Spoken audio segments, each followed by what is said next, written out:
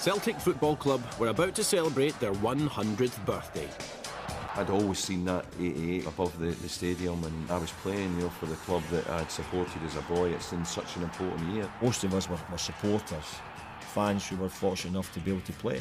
My dad and my uncle took me every game, so I was a big Celtic supporter, so I was brought up in the Celtic way, if you like. We were having the team photograph, and somebody joked and said, "Where's all the trophies?"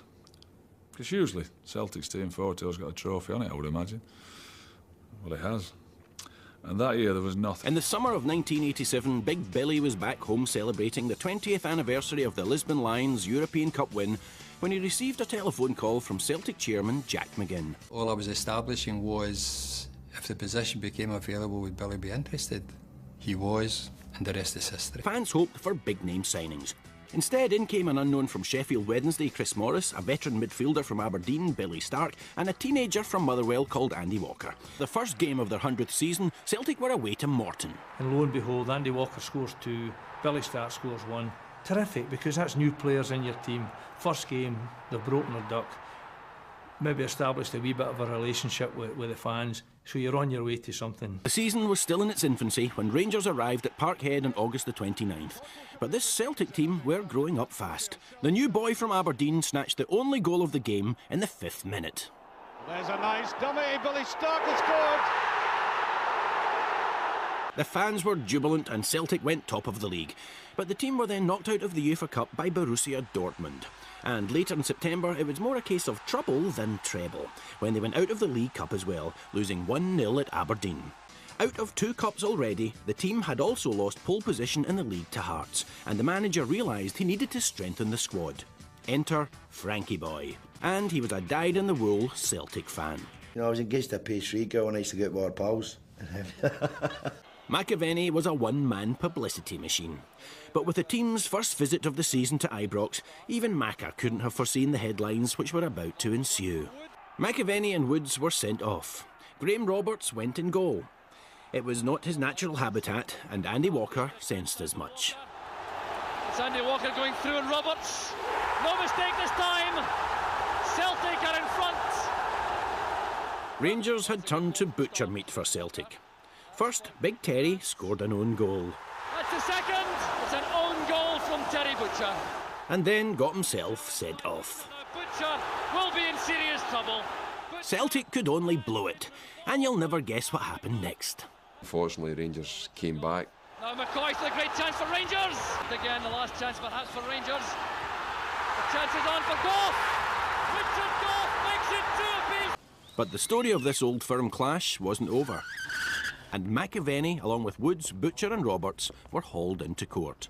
Became the first footballers in British history to face prosecution for something that happened during a match. Even that year we went to court and they couldn't beat us in court that year. And then of course I got not guilty. And Terry Butcher still never forgave me, he's got a record. I wouldn't mind swapping him right enough. By Christmas, they topped the tree. New Year, and an old enemy was invited to start the centenary party. I got myself ready for that game more than anything, probably in my career. When all the Celtic supporters started singing Happy Birthday Celtic.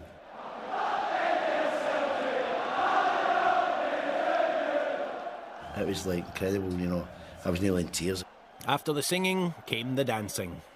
I did a pirouette. Just played the ball in, managed to find the space, and Chris, using his pace, got at the end of it, threw the ball in, and Frank was where he usually is to slam it home. No Woods in goal, and that's a goal! McAvenny! The team's Scottish Cup campaign was rolling along without a hitch.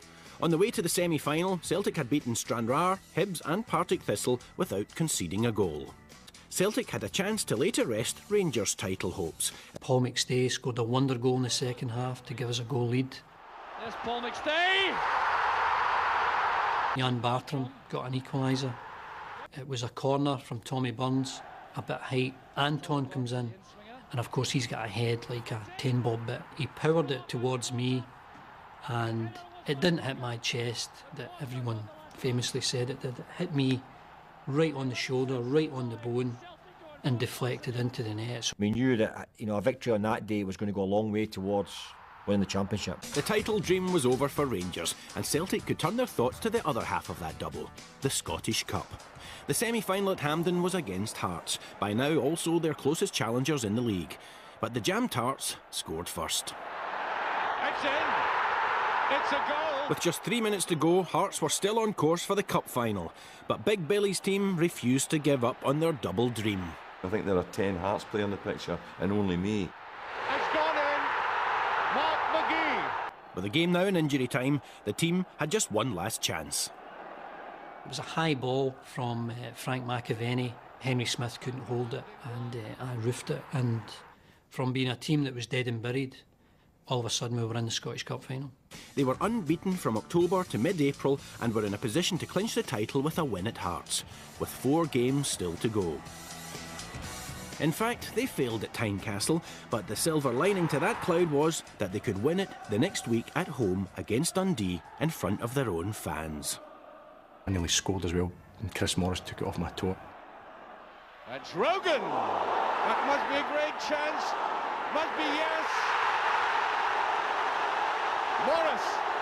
When McAvenny played that ball through to me, I just went past the goalkeeper, slipped it in, and I think we knew then that we'd clinch the title. Walker again!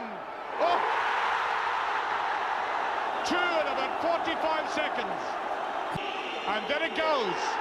Celtic are the champions. It was absolutely brilliant because, you know, that's the time you could relax. To win the league in the centenary year, and if you look back to the start of the season when things went to rosy, no, I think it was a great achievement.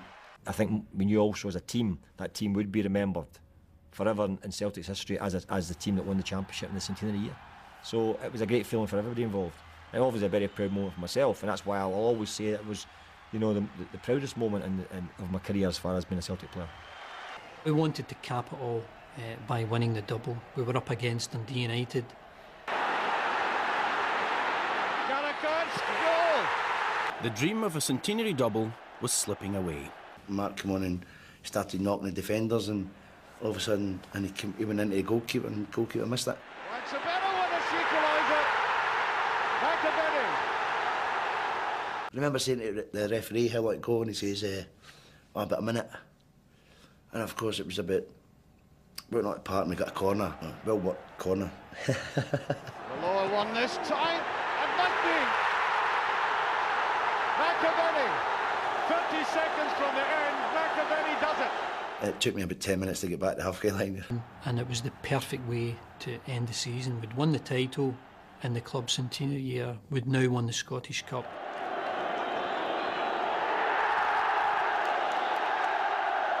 Billy McNeil watching a scene of which he is extremely familiar. No one involved will ever forget that sunny afternoon in May 1988. It was the climax of an astonishing season and a remarkable 100 years.